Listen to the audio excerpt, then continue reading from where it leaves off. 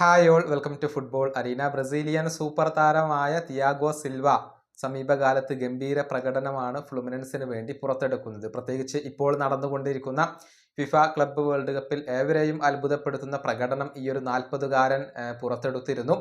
അതുകൊണ്ട് തന്നെ ബ്രസീലിയൻ ദേശീയ ടീമിലേക്ക് ഒരിക്കൽ കൂടി അദ്ദേഹത്തെ തിരികെ വിളിക്കണമെന്ന് ചില ആരാധകരൊക്കെ ആവശ്യപ്പെടുകയും ചെയ്തിരുന്നു.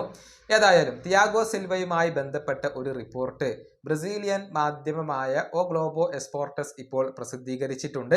അതിൻ്റെ വിശദാംശങ്ങൾ നമുക്കൊന്ന് പരിശോധിക്കേണ്ടതുണ്ട്. അതായത് ഫുട്ബോളിൽ നിന്നും വിരമിച്ചാൽ ഉടൻ തന്നെ ഒരു പരിശീലകനാവുക എന്നുള്ളതാണ് തിയാഗോ സിൽവയുടെ ലക്ഷ്യം. നിലവിൽ ബ്രസീലിയൻ ദേശീയ ടീമിലേക്ക് മടങ്ങിയെത്താൻ തിയാഗോ സിൽവ ആഗ്രഹിക്കുന്നുണ്ട്. കാർലോ ആഞ്ചലോട്ടിക്കൊപ്പം വർക്ക് ചെയ്തുകൊണ്ട് അദ്ദേഹത്തിൽ നിന്നും കൂടുതൽ കാര്യങ്ങൾ പഠിക്കാനാണ് ഇപ്പോൾ സിൽവ ആഗ്രഹിക്കുന്നത്. പരിശീലകൻ ആവാനുള്ള നീക്കങ്ങൾ ഇതിനോടകം തന്നെ ഈ താരം ആരംഭിച്ചു കഴിഞ്ഞു എന്നാണ് ഇവർ റിപ്പോർട്ട് ചെയ്തിട്ടുള്ളത്. ലണ്ടനിൽ അദ്ദേഹം ഒരു വീട് വാങ്ങിയിട്ടുണ്ട്. കളി അവസാനിപ്പിച്ചു കഴിഞ്ഞാൽ ഉടൻ തന്നെ അദ്ദേഹം ലണ്ടനിലേക്കാണ് പോവുക. താരത്തിന്റെ മകൻ ചെൽസിയുടെ യൂത്ത് ടീമിൽ ഉണ്ട്.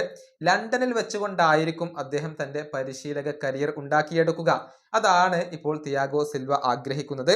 ഇതിനോടകം തന്നെ പരിശീലകനാവാൻ വേണ്ടി 2 ക്ലബ്ബുകൾ അദ്ദേഹത്തെ ഓഫറുമായി സമീപിച്ചിരുന്നു എന്ന ഒരു കാര്യം കൂടി ഈ റിപ്പോർട്ടിൽ അവർ പറയുന്നുണ്ട്.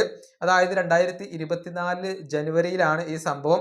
യൂറോപ്പിൽ നിന്നുള്ള ഒരു ക്ലബ്ബും ഒരു അറേബ്യൻ ക്ലബ്ബും തിയാഗോ സിൽവയെ സമീപിച്ചു കഴിഞ്ഞു. അതായത് സിൽവ വിരമിച്ചു കഴിഞ്ഞാൽ അദ്ദേഹത്തെ പരിശീലകനാക്കാൻ വേണ്ടി ഈ 2 ക്ലബ്ബുകൾ റെഡിയാണ് എന്നാണ് ഇവർ ഇപ്പോൾ പറഞ്ഞിട്ടുള്ളത്. ഏതായാലും പരിശീലക സ്ഥാനത്തേക്ക് വിരമിക്കുന്നതിന് മുന്നേ തന്നെ ഈ താരത്തിന് ഇപ്പോൾ ഓഫറുകളൊക്കെ വന്നിട്ടുണ്ട്. പക്ഷെ വിരമിച്ച ഉടൻ തന്നെ അദ്ദേഹം പരിശീലകനാവാൻ സാധ്യതയില്ല. ചെറിയൊരു ഗ്യാപ്പൊക്കെ അവിടെ വരാൻ സാധ്യതയുണ്ട്. ഏതായാലും കുറച്ചു കാലം കൂടി ഹൈ ലെവൽ ഫുട്ബോൾ കളിക്കാൻ തനിക്ക് കഴിയുമെന്നുള്ളത് Thiago Silva FIFA club world കപ്പിലെ പ്രകടനത്തിലൂടെ ഒരിക്കൽ കൂടി തെളിയിച്ചിട്ടുണ്ട്. ഈ വീഡിയോയുടെ അവസാനിപ്പിക്കുന്നു. അടുത്ത വീണ്ടും കാണാം.